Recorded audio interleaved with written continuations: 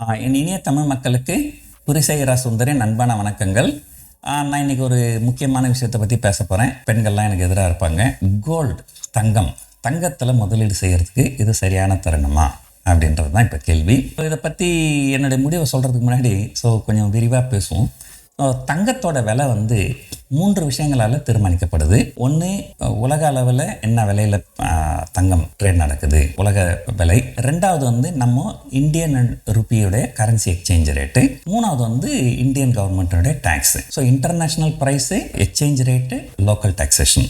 இது 3 விஷயத்தால் இது ஆகுது. இப்போ நம்ம ஒரு விஷயமா நம்ம பார்ப்போம். ஃபஸ்ட்டு வந்து ஒரு கோல்டுனுடைய ஹிஸ்ட்ரி பற்றி நான் உங்களுக்கு சொல்லிடுறேன். கோல்டுடைய விலை வந்து பிரிட்டிஷ் அரசாங்கம் தான் முடிவு பண்ணுவாங்க. அது அவங்க என்ன விலை முடிவு பண்ணுறாங்களோ அந்த விலை தான் பல நூற்றாண்டுகளாக இருந்தது.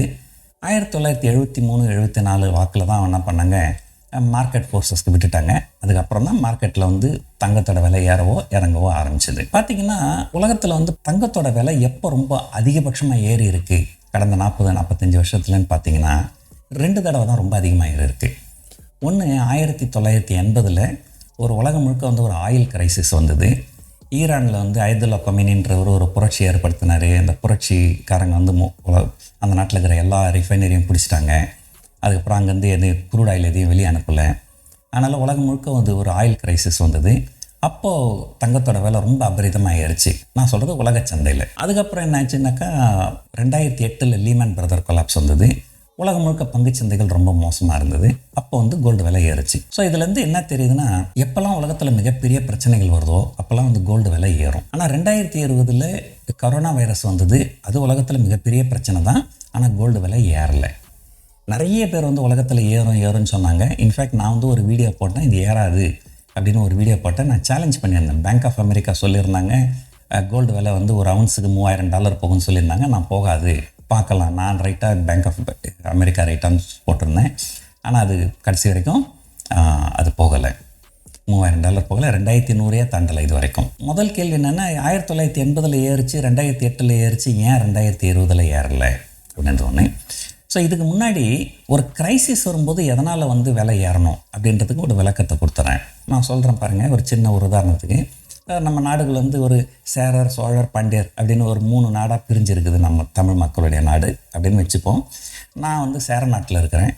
ஏதோ ஒரு பிரச்சனைனால சோழ நாடு வந்து சேர நாட்டு மேலே போர் தொடுக்க போகிறாங்க. அப்படின்னும் போது என்ன பண்ணுவாங்க, அவங்க வரவங்க போர் தொடுத்தாங்கன்னா இங்கே வந்து இந்த நாட்டுடைய காசை செல்லா காசாக்கிடுவாங்க, அல்லது இதனோட இந்த காசுடைய மதிப்பை குறைச்சிருவாங்க. கண்டிப்பாக வந்து நம்ம நாடு ஒரு மிகப்பெரிய பிரச்சனையில் இருக்குது அப்படின்னா நம்முடைய கரன்சி வந்து டிப்ரிஷியேட் ஆகும். அப்போது அது டிப்ரிஷியேட் ஆகாமல் தடுக்கிறதுக்கு என்ன பண்ண முடியும் அப்படின்னா என்ன பண்ணுவாங்க, மக்கள் என்ன பண்ணுவாங்க, கையில் இருக்கிற பணத்தை வந்து தங்கமாக மாற்றி வச்சுப்பாங்க. அப்போ என்னாகும், ஓரளவு வந்து சோழ நாடு வந்து நம்ம நாட்டை பிடிச்சிட்டாங்க. அதுக்கப்புறம் நம்ம நாட்டை செல்லா காசு ஆக்கிறாங்க. செல்லா காசு ஆனாலும் கவலை இல்லை, ஏன்னா எங்கெல்லாம் இருக்கிறதுக்கு கோல்டு. நான் அந்த கோல்டு விற்று சோழ நாட்டு கரன்சியாக மாற்றிப்பேன். நம்ம அவ்வளோ பழைய கதைக்கு போவேன்னா இப்போ புதுசாக வருவோம். இப்போ நம்ம ஒரு டாலர் வந்து US டாலர் வந்து ஒரு $80 கிட்ட இருக்குது. சப்போஸ் நாளைக்கு நமக்கும் ஏதோ ஒரு பக்கத்தில் இருக்கிற ஏதோ ஒரு நாட்டுக்கும் ஒரு வார் வருது அப்படின்னு வச்சுப்போம். இப்போ ரஷ்யா யுக்ரைன் வார் வந்தது இல்லையா, அந்த மாதிரி ஏதோ ஒரு வார் வந்ததுன்னா உடனே என்ன ஆகும், நம்ம நாட்டோட கரன்சி $80 $200 போயிடும். அப்போ நீங்கள் கையில் காசாக வச்சுருந்தீங்கன்னா அதோட மதிப்பு குறைஞ்சிடுது. அந்த மாதிரி சமயங்களில் நீங்கள் என்ன பண்ணலாம், இந்த பணத்தை வந்து கோல்டாக மாற்றிக்கினீங்கன்னாக்கா, கோல்டு எப்பவுமே இன்டர்நேஷ்னல் மார்க்கெட்டில் தானே ட்ரெண்ட் இருக்குது. ஒரு கிராம் வந்து இத்தனை டாலர் அப்படின்ட்டு. அப்போ உங்களுக்கு கண்டிப்பாக வந்து கோல்டு விலை ஏறிடும். ஒரு உதாரணத்துக்கு பார்த்தீங்கன்னா 1978 என்னுடைய தந்தையார் வந்து கல்ஃப் கண்ட்ரீஸ்க்கு போனார் வேலைக்கு. அப்போ எனக்கு தெரிஞ்சு ஒரு டாலர் வந்து $5 $6 அப்படின்னு இருந்தது. அது பார்த்திங்கன்னா ஏறி ஏறி ஏறி இன்றைக்கி $80 அப்படின்னா இருக்குது. டாலர் வந்து கிட்டத்தட்ட $5 $80 வரைக்கும் ஏறி இருக்குன்னாக்கா அது எத்தனை மடங்கு ஏறி இருக்குது, கிட்டத்தட்ட 15-16 மடங்கு ஏறி இருக்குது. இந்த 15-16 மடங்கு ஏறி இருக்குன்னா கோல்டோட விலையும் 15-16 மடங்கு ஏறி இருக்கும். இன்டர்நேஷ்னல் மார்க்கெட்டில் கோல்டு விலை ஏறலைன்னா கூட நம்முடைய கரன்சி டிப்ரிஷியேஷனால் மட்டுமே 1978 இன்றைக்கி வரைக்கும் கோல்டோட விலை 15 மடங்கு ஏறி இருக்குது. இது வந்து investment in gold is considered as a hedge against your currency depreciation. உங்களுடைய பண மதிப்பு குறைஞ்சால் உங்களுக்கு கண்டிப்பாக ஆட்டோமேட்டிக்காக பெனிஃபிட் வரும். நம்முடைய பணத்தோட மதிப்பு எப்பயுமே குறைஞ்சே தானே இருந்திருக்குது. 1975 பார்த்தீங்கன்னா நம்ம பணத்தோட மதிப்பு குறைஞ்சிங்கன்னா தான் இருக்குது. இதனால தான் இந்திய மக்கள், குறிப்பாக தென்னிந்தியர்கள் வந்து கோல்டு மேலே ரொம்ப ஆர்வமாக இருந்தாங்க. ஏன்னா கோல்டு வந்து கண்டிப்பாக வந்து நம்ம கரன்சிக்கு அகெயின்ஸ்ட் ஒரு ஹெட்ஜ் அது. அடுத்த கேள்வி என்னென்னா, உலக அளவில் பெரிய பிரச்சனைகள் வரும்போது கண்டிப்பாக வந்து நம்ம கரன்சி டிப்ரிஷியேட் ஆகும். அதனால தான் கோல்டில் வந்து முதலீடு பண்ணுவாங்க. அதனால தான் கோல்டு விலை ஏறும். அதனால தான் 1980 ஏறிச்சு, 2008 ஏறிச்சு. ஆனால் 2020 ஏன் ஏறலை அப்படின்னாக்கா, 2008 வரைக்கும் அந்த கிரிப்டோங்கிற ஒரு கான்செப்ட் கிடையாது. இப்போது இந்த கிரிப்டோ கரன்சி அப்படின்னு ஒன்று வந்துட்டு, அதில் கிரிப்டோ கரன்சியில் கூட வந்து பிட்காயின், எத்திரியம்லாம் இருக்குது. அது விலை ஏறும் இறங்கும், அதை விட்டுருங்க. யூஎஸ்டிடி அந்த மாதிரிலாம் சிலது இருக்குது, அந்த ஸ்டேபிள் காயின் சொல்லுவாங்க. உங்கள் பணத்தை அதில் மாற்றி வச்சுக்கினீங்கனாக்கா அது வந்து US டாலர்லேயே தான் கோட் ஆகும். இப்போ நான் ஒரு USDT அப்படின்னு ஒன்று இருக்குது, அதை நான் ஒன்று வாங்கினேன். 72 ரூபா இருந்தப்போ நான் வாங்கினேன். நான் 72 ரூபா கொடுத்தா எனக்கு ஒரு USDT கொடுத்தாங்க. இப்போ அது ஒரு USDT தான். ஆனால் அந்த ஒரு USDT நான் விற்கும்போது எனக்கு இப்போ 80 ரூபா கிடைக்கும். இந்த 8 ரூபா வந்து டிப்ரிஷியேட் ஆனது வந்து எனக்கு அந்த பக்கம் காம்பன்சேட் ஆகிடுச்சு. இது மட்டும் இல்லாமல் என்ன பண்ணுறாங்க, அந்த USDTக்கு அவங்க வந்து இன்ட்ரெஸ்ட் வேறு பே பண்ணுறாங்க. அதோட இன்ட்ரெஸ்ட் பார்த்திங்கன்னா 12% பே பண்ணுறாங்க. அஃப்கோர்ஸ் அந்த எக்ஸ்சேஞ்செல்லாம் வந்து அன்ரெகுலேட்டட் எக்ஸ்சேஞ்சு, அதில் ரிஸ்க் இருக்குது. ஏதாவது 1 or 2 எக்ஸ்சேஞ்சஸ் வந்து பேங்க்ரப்ட் ஆகலாம். அந்த ரிஸ்க் கண்டிப்பாக இருக்குது, நான் இல்லைன்னு சொல்லலை. ஆனால் அதே மீறி வந்து சில ரிவார்டோ இருந்திருக்குது. இதனால் என்ன பண்ணுறாங்க, நிறைய பேர் என்ன பண்ணாங்க, இப்போல்லாம் வந்து இன்டர்நேஷ்னல் கரன்சிக்கு அகேன்ஸ்டாக நம்ம லோக்கல் கரன்சியை ஹெட்ஜ் பண்ணுறதுக்காக பணத்தை கோல்டில் முதலீடு பண்ணுறதுக்கு பதில் கிரிப்டோவில் முதலீடு பண்ணுறாங்க. இன்ஃபேக்ட் பார்த்திங்கன்னா, ரஷ்யா யுக்ரைன் வார் வந்தப்போ உலக அளவில் வந்து கோல்டு விலை ஏறும்னு சொன்னாங்க. ஆனால் ரஷ்யாவிலையும் யுக்ரைன்லேயும் இருக்கிற பெரும் பணக்காரர்கள், நிறைய பணம் வச்சுருக்கிறவங்க எல்லாம் கோல்டில் பணத்தை முதலீடு பண்ணுறதுக்கு பதில் கிரிப்டோவில் பணத்தை முதலீடு பண்ணியிருக்காங்க. ஒரு காலகட்டத்தில் யுக்ரைன்லேருந்து தான் அதிகபட்சமான பணம் போயிருக்குது கிரிப்டோவுக்கு. அதே போல் பாகிஸ்தானில் சமீபத்தில் ஒரு பிரச்சனை வந்தது. அப்போ பாகிஸ்தானில் இருக்கிற பெரும் பணக்காரர்கள் எல்லாருமே வந்து கிரிப்டோவில் தான் நிறைய பணத்தை மூவ் பண்ணியிருக்கிறாங்க. இப்போ வந்து கிரிப்டோ வந்து ஒரு கோல்டுக்கு ஒரு ஆல்டர்னேட்டாக வந்துருச்சு. முன்னாடி வந்து கோல்டு மட்டும்தான் உங்களுக்கு ஒரு வழி, அதனால் அது மட்டுமே தான் பண்ணாங்க. அதனால தான் அது விலை வந்து ரொம்ப அதிகமாக ஏறிச்சு. இப்போது பாதி பேர் கோல்டில் பண்ணாங்க, மீதி பாதி பேர் வந்து கிரிப்டோவுக்கு போயிட்டாங்க. இந்த மாதிரி வந்து ஒரு ஃபண்டமெண்டலாக வந்து ஒரு மேஜர் சேஞ்ச் நடக்கும்போது அது நிறைய பேர் ரியலைஸ் பண்ணுறதில்ல. என்ன பண்ண, ஒரு 28 வயசு 30 வயசு பசங்களாம் வந்து ரிசர்ச் அனலிஸ்ட்டாக உட்காந்துட்டுருப்பாங்க பேங்க் ஆஃப் அமெரிக்கா மாதிரி கம்பெனிகளில். அவங்க பார்ப்பாங்க, சார் பாருங்கள் சார், அப்போது 2008 லீமன் பிரதர் கொலாப்ஸ் போச்சு, ஏறிச்சு இல்லையா க்ரைசிஸ்லேயே. இப்போ 2020 கரோனா வைரஸ் இல்லையா, இப்போ க்ரைசிஸ் ஏறும் அப்படின்வாங்க. ஸோ பேங்க் ஆஃப் அமெரிக்காவில் என்ன சொல்லியிருந்தாங்க, ஒரு அவுன்ஸ் கோல்டு வந்து $3000 போகும்னு சொல்லியிருந்தாங்க. அப்போ நான் ஒரு வீடியோ போட்டிருந்தேன், இது கண்டிப்பாக $3000 போகாது, பார்ப்போம் பேங்க் ஆஃப் அமெரிக்காவா பிஆர் சுந்தரா அப்படின்னு நான் சொல்லியிருந்தேன், சும்மா ஜோக்குக்காக. ஒரு சேஞ்ச், ஃபண்டமெண்டலாக ஒரு சேஞ்ச் நடக்கும்போது அதை வந்து ரியலைஸ் பண்ணணும். நிறைய பேர் வந்து அதை ரியலைஸ் பண்ணுறதில்ல. ஒரு சின்ன கதை சொல்கிறேன் பாருங்கள். ஒரு cold blooded animal, hot blooded animal அப்படின்னு 2 வகையான அனிமல்ஸ் இருக்குது. நாமெல்லாம் வந்து ஹாட் பிளட்டட் அனிமல். தவக்கலை ஃப்ராக் அது வந்து கோல்டு பிளட்டட் அனிமல். ஓகே, ஆனால் சயின்ஸ் பற்றி அதிகமாக பேச விரும்பல. ஒரு சின்ன கதையாக நான் உங்களுக்கு சொல்லிடுறேன். என்ன பண்ணுங்கள், ஒரு 2 அடுப்பு வச்சுருவோம். 2 அடுப்பு வச்சுட்டு அந்த 2 அடுப்பு மேலே ஒரு பாத்திரத்தை வச்சுட்டு அதில் தண்ணி ஊற்றிடுறோம், பச்சை தண்ணி. ஒரு அண்டாவில் வந்து ஒரு மனிதனையும், இன்னொரு அண்டாவில் ஒரு ஃப்ராக் தவக்கலையும் போடுறோம். 2 கோல்டு வாட்டர்ன்றதுனால 2 பேரும் நல்லா என்ஜாய் பண்ணுவாங்க. ஸோ இது வந்து ஒரு சினாரியோ. அடுத்த சினாரியோ, ஒரு 2 அடுப்பு இருக்குது, 2 அண்டா இருக்குது, 2 தண்ணி இருக்குது. 2ம் வந்து நல்லா சூடாக இருக்குது தண்ணி. அடுப்பு நல்லா பற்ற வச்சு தண்ணி நல்லா சூடாக வச்சுருக்கிறோம். ஒன்றுத்தில் ஒரு மனிதனையும் இன்னொன்றுத்தில் தவக்கலையும் போடுறோம். 2 பேருமே அந்த சூடு தாங்காமல் ஜம்ப் பண்ணிடுவாங்க. ஸோ இது 2வது scene. So first scene, second scene, 2த்துலேயுமே பார்த்தீங்கன்னா மனிதனும் ஃப்ராகும் ஒரே மாதிரி தான் பிஹேவ் பண்ணுறாங்க.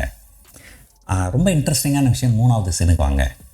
3வது சீன், 2 அடுப்பு, 2 அண்டா, தண்ணி, பச்சை தண்ணி. ஒன்றுத்தில் ஒரு மனிதனையும் இன்னொன்றுத்தில் ஃப்ராகையும் போடுறோம். அதுக்கப்புறம் என்ன பண்ணுறோம், அந்த அடுப்பை பற்ற வச்சு இந்த தண்ணியை கொஞ்சம் கொஞ்சமாக சூடு பண்ணுறோம். இப்போ என்னாகும், கோல்டு வாட்டர் வந்து அப்படியே கொஞ்சம் வார்ம் வாட்டராக மாறும், அப்படியே கொஞ்சம் கதகதப்பாக இருக்கும். கொஞ்சம் சூடாக இருக்குமா பரவாயில்லன்னு இருக்கும். ஆனால் கொஞ்சம் சூடு அதிகமாக அதிகமாக இந்த மனிதனால் அந்த சூட்டை தாங்க முடியாது, ஒரு ஸ்டேஜில் வெளியே ஜம்ப் பண்ணிவிடுவான். ஆனால் இந்த ஃப்ராக் பச்சை தண்ணியிலேருந்து தண்ணி கொஞ்சம் கொஞ்சமாக சூடாகும்போது அதனுடைய உடல் நிலை வந்து அதுக்கு தகுந்த மாதிரி மாறாது, அதுக்கு தெரியாது, அப்படியே செத்து போயிடும். இது வந்து இந்த கதை எதுக்காக சொல்லுவாங்கன்னா, ஒரு சூழ்நிலையில் ஒரு சேஞ்ச் நடக்கும்போது அந்த சேஞ்சு தெரிஞ்சதுனால தான் மனிதனால் ஜம்ப் பண்ண முடியுது, அந்த சேஞ்சு தெரியலன்றதுனால தான் வந்து தவக்கலை வந்து இறந்துடுது.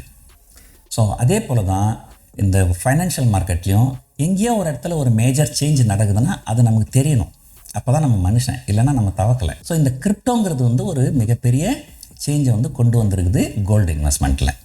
ஸோ இதனால தான் வந்து இன்ஃபேக்ட் ஒரு ஃபியூ டேஸ்க்கு முன்னாடி என்னுடைய ட்விட்டர் ஹேண்டலில் கூட நான் போட்டிருந்தேன், கோல்டு வந்து ஷார்ட் அடிக்கலாமா, செல் பண்ணலாமா அப்படின்ட்டு. நிறைய பேர் கேட்டாங்க, சார் என்ன சார் திடீர்னு ஆல் ஆஃப் சடன் வந்து கோல்டு வந்து ஷார்ட் அடிக்கலாமான்றீங்க, என்ன ஆச்சு அப்படின்ட்டு. ஸோ நான் வந்து கோல்டில் வந்து புல்லிஷ் கிடையாது அடுத்த சில வருஷங்களுக்கு.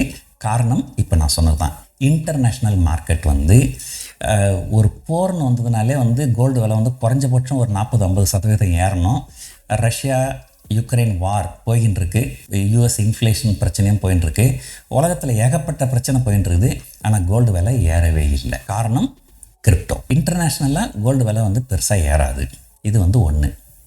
ரெண்டாவது, கரன்சி டிப்ரிஷியேட் ஆகும் இல்லைங்களா. இப்போ கோல்டு வந்து ஒரு 2 மாதத்துக்கு முன்னாடி ரூபி வந்து 72 ரூபா இருந்தது, இப்போ 80 ரூபா, கிட்டத்தட்ட 10% இறங்கிடுச்சு. பட் நீங்கள் ரூபாயை வச்சுருந்தீங்கன்னா உங்கள் மதிப்பு 10% இறங்கிடுச்சு. அதே கோல்டாக வச்சுருந்தீங்கன்னா உங்களோட 10% அதோட மதிப்பு ஏறிடுச்சு. ஆனால் ருப்பியை பொறுத்த வரைக்கும் பார்த்தீங்கன்னா கடந்த 10-15 வருஷமாக பார்க்குறேன் நான். 2013 ஒரு தடவை வந்து ரூபாயோட மதிப்பு வேகமாக சரிஞ்சுது. அதுக்கப்புறம் பார்த்திங்கன்னா 2014 2021 வரைக்கும் நம்ம ருப்பி வந்து ரொம்ப ஸ்ட்ராங்காக இருந்தது.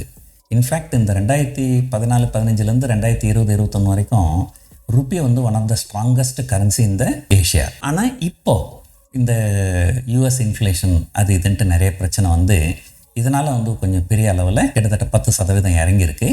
ஸோ இதே ஒரு 2013 நடந்தது, இப்போ 2022 நடந்திருக்குது.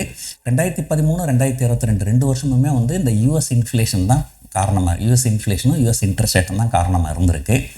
ஸோ இது வந்து யூஎஸ் இன்ஃப்ளேஷன்லாம் கொஞ்சம் குறைஞ்சி நார்மல் ஆச்சுனாக்கா அடுத்த ஒரு 8-10 வருஷத்துக்கு இந்திய ரூபாயோட மதிப்பு பெரிய லெவலில் சரியறதுக்கு வாய்ப்பு இல்லை. ஸோ இது வந்து என்னுடைய கணிப்பு. ஸோ உலக அளவில் தங்கத்தோடைய விலையும் அதிகமாக ஏறதுக்கு வாய்ப்பு இல்லை, இந்திய ரூபாயோட மதிப்பும் குறையிறதுக்கு பெருசாக வாய்ப்பு இல்லை அடுத்த 8-10 வருஷத்துக்கு. மூணாவது வந்து டேக்ஸ் வந்து இந்தியாவில் எப்பவுமே ஆல்ரெடி அதிகம் தானே. ஒரு இந்த மாதிரி ஒரு தங்கம்ன்றது வந்து ஒரு சின்ன கட்டியாக பார்த்திங்கன்னா 1 கிலோ இருக்கும். ஸோ ஸ்மக்கிள் பண்ணுறது வந்து கடத்துறது வந்து ரொம்ப ஈஸி. ஸோ அதனால் வந்து டேக்ஸ் வந்து ஒரு அளவுக்கு மேலே வச்சாங்கனாக்கா நிறைய பேர் வந்து கடத்தல் தங்கத்தை பயன்படுத்த ஆரம்பிச்சிருவாங்க. கள்ளக்கடத்தல் நல்லா செழிப்பாக ஓங்கும். அதனால தான் வந்து கோல்டு வந்து ஒரு அளவுக்கு மேலே வந்து இவங்க டேக்ஸ், ஏன்னா ஒரு டேக்ஸ் கொஞ்சம் ஓரளவு ரீசனபிளாக இருக்கும்போது இம்போர்ட் பண்ணுறவங்க டேக்ஸ் பே பண்ணிவிட்டு இம்போர்ட் பண்ணிவிடுவாங்க. ரொம்ப அதிகமாக இருந்ததுன்னா அந்த ரிஸ்க் எடுத்து இது பண்ணுவாங்க. ஒரு காலத்தில் பார்த்திங்கன்னா இந்திய தங்கத்துக்கும் உலக தங்கத்துக்கும் கிட்டத்தட்ட 50%, அதாவது துபாயில் 100 ரூபான்னா இந்தியாவில் 150 ரூபா இருக்கும். அப்போ நிறைய பேர் கள்ளக்கடத்தல் பண்ணுவாங்க. அப்போ நான் சொல்கிறது வந்து கிட்டத்தட்ட 30-40 வருஷத்துக்கு முன்னாடி கதை. அது நீங்கள் 2 தடவை கள்ளக்கடத்தல் சக்ஸஸ்ஃபுல்லாக பண்ணிட்டீங்கனாலே உங்களுக்கு 250-100 ரூபா ப்ராஃபிட் கிடச்சிடும்.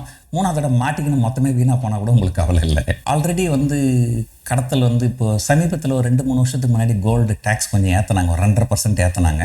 அதுக்கப்புறம் பார்த்திங்கன்னா கள்ளக்கடத்தல் அதிகமாக இருந்தது, நிறைய நியூஸ் வந்தது கடத்தல் தங்கம் பிடிச்சாங்க அப்படின்ட்டு. அதுக்கப்புறம் அந்த 2.5% டேக்ஸ் குறைச்சிட்டாங்கன்னு நினைக்கிறேன். ஸோ அதனால் வந்து டேக்ஸை வந்து பெருசாக இதுக்கப்புறம் ஏறுறதுக்கு வாய்ப்பு இல்லை, ஏன்னா ஆல்ரெடி கொஞ்சம் அதிகபட்சமான டேக்ஸில் தான் இருக்கிறோம் நம்ம. ஸோ அது பார்த்திங்கன்னா நான் சொன்ன 3 விஷயங்கள் இருக்குது. ஒன்று, உலக அளவில் தங்கத்தினுடைய விலை அதுவும் பெருசாக ஏறதுக்கு வாய்ப்பு இல்லை. இந்திய ரூபாயோட மதிப்பு அதுவும் பெருசாக இறங்கிறதுக்கு வாய்ப்பு இல்லை. 3ஆவது டேக்ஸு அதுவும் பெருசாக ஏறதுக்கு வாய்ப்பு இல்லை. அதனால தான் நீண்ட கால அடிப்படையில் தங்கத்தினுடைய விலை வந்து பெருசாக ஏறுறதுக்கு வாய்ப்பு இல்லை. அதனால தான் தங்கம் வந்து அடுத்த 5-10 ஆண்டுகளுக்கு ஒரு சிறந்த முதலீடு கிடையாது. அதனால தான் நான் வந்து போன வாரம் வந்து ஒரு வீடியோ போட்டிருந்தேன். இதே தங்கத்தில் முதலீடு பண்ணணும்னு நினச்சிங்கன்னா அதை எப்படி ஒரு ஆர்பிட்ரேஜ் மாதிரி பண்ணி ஒரு கிட்டத்தட்ட ஒரு 6-7% பர் annum நம்ம இன்ட்ரெஸ்ட் சம்பாதிக்க முடியும் அப்படின்றத பற்றி போட்டிருந்தேன். இந்த வீடியோ உங்களுக்கு ரொம்ப பிடிச்சிருக்கும்னு நினைக்கிறேன். நன்றி, வணக்கம்.